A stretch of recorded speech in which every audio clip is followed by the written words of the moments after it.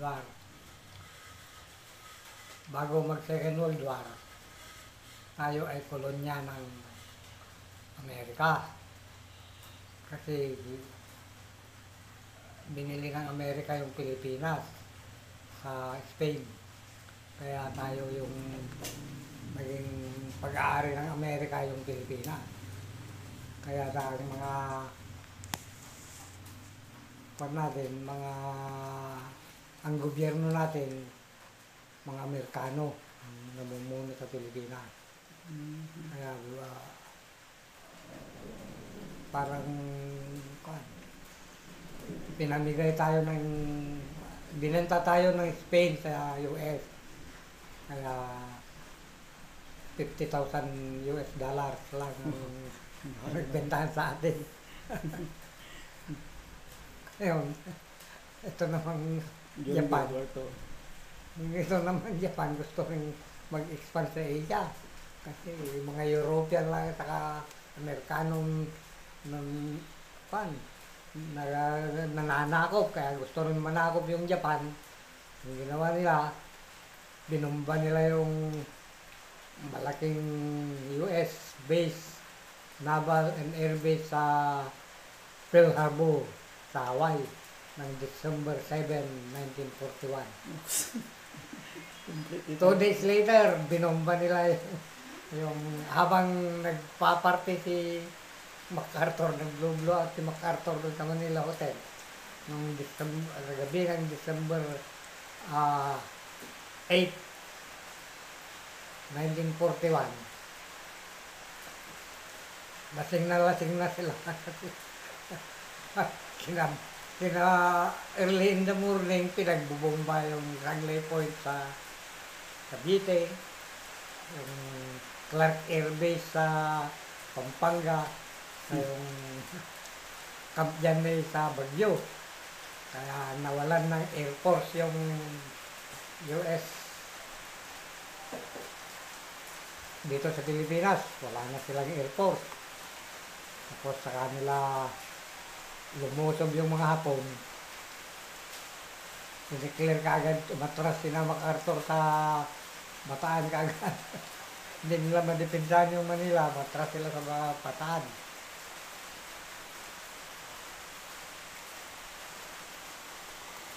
Kaya doon sila naglalabo-labo sa Bataan.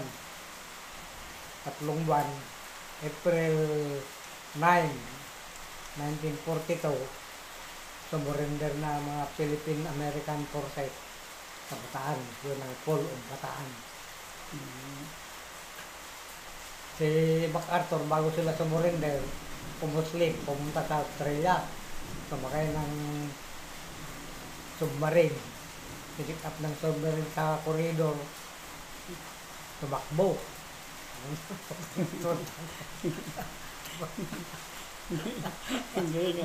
bago sila sumurrender. Ang naiwan yung mga mabababang rangkong Amerikano sa mga Pilipino.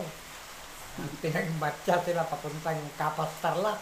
Isang buwan na marcha yun, walang kainan, walang tulugan, marcha lang. Daming namatay sa daan.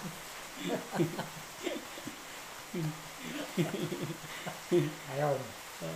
Di salip na Amerikano ng busing natin, naging Hapon ng busing natin. Hindi na paintindihin yung mga Hapon. Kaya pag hindi sila nagkakaintindihan, binubugbog yung mga Pilipino, hindi na nagkaintindihan. Takot na takot yung mga Pilipino. Hindi naman sila makalaban kasi wala naman silang baril.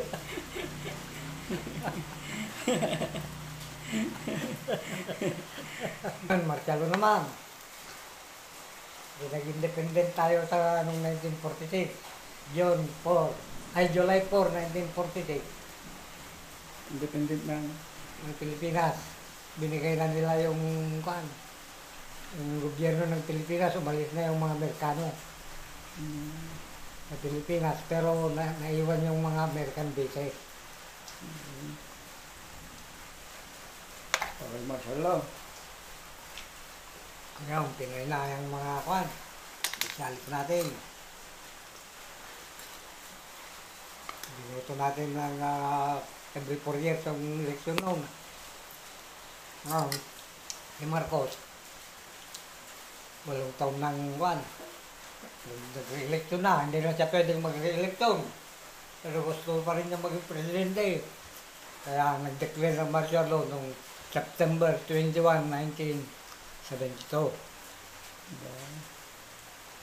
Para tuloy-tuloy pa rin ang pagiging presidente niya. Kasama niya yung militar ng Pilipinas. Kaya martial law. Ang martial law, parang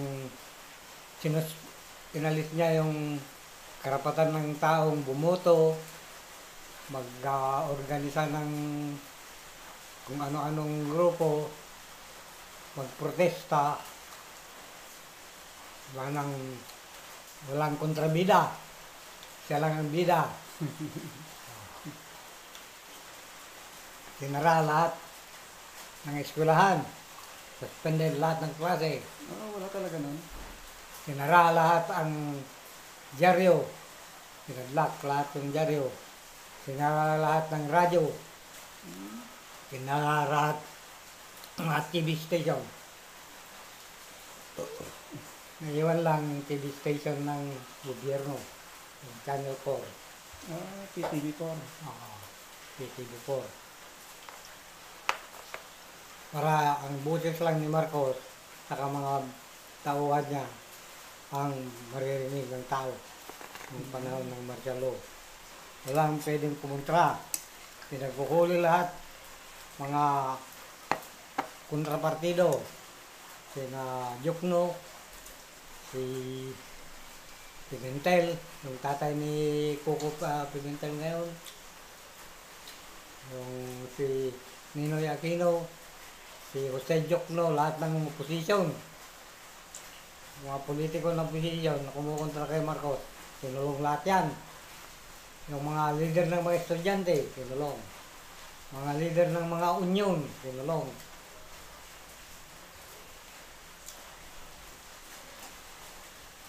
Wala nang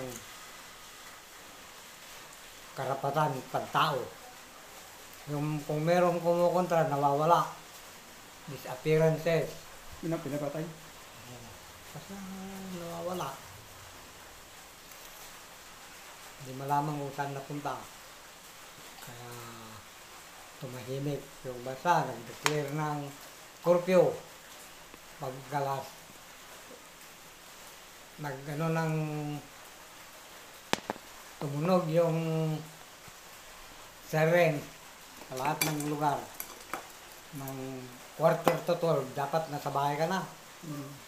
12 to 5 curfew hour, walang pwedeng lumabas, yung mga militar lang saka pulis. Ang nangyayari, maganda pa naman nung umpisa. Pero nung namiyasa na yung mga opisyales ng gobyerno dahil wala nang kumukontra, magsikurakot na. Kaya nabankrupt yung Pilipinas. Nung bankrupt na yung Pilipinas, baon sa utang, marami nang kumukontra kay Marcos. Naghihirap yung bansa.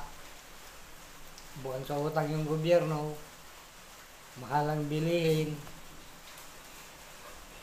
binaril pa si Ninoy Aquino nung umuwi dito sa Pilipinas, galing sa pagpapagamot sa state, dahil nagkasakit siya nung nakakulong, pagpagamot sa state, bumalik dito, binaril sa International Airport, sa Manila International Airport, 1983.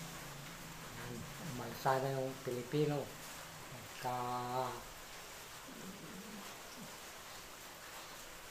Nagkaroon na sila ng lakas ng loob na kontrahin si Marcos. Nagpa-snap election si Marcos. Sabi niya, panalo siya. Sabi naman ni Cory, ang lumaban sa kanya, yung biyuda ni Ninoy Aquino, si Cory. Sabi ni Marcos, panalo siya. Sabi ni Cory, panalo siya. Eh, nung ang dami ng naglalabasan na yung mga taga Metro Manila na mag-rally kontra kay Marcos. Ay nag-side si Enrile, si Defense Secretary Enrile, at saka si General Ramos. Nag-side sila sa mga nagpro-protesta. Kaya nanalo yung protest movement. Kaya nagkaroon ng EDSA Revolution.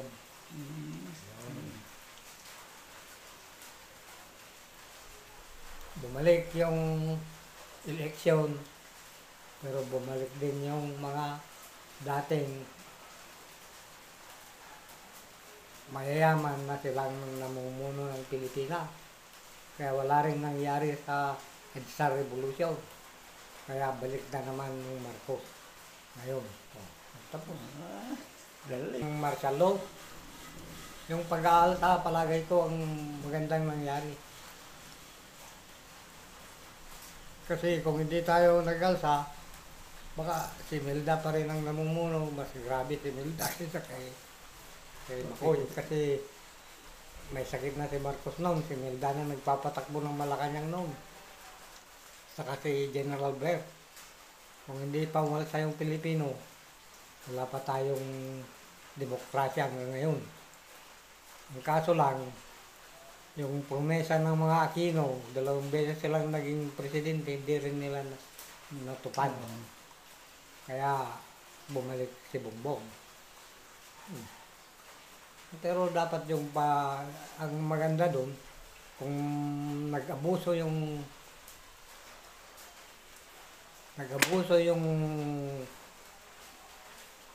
mga namumuno ng bansa, pwedeng umalsa mga tao para mahinto yung pag-aabuso ng mga nasa gobyerno.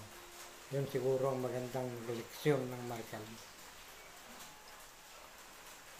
That's it.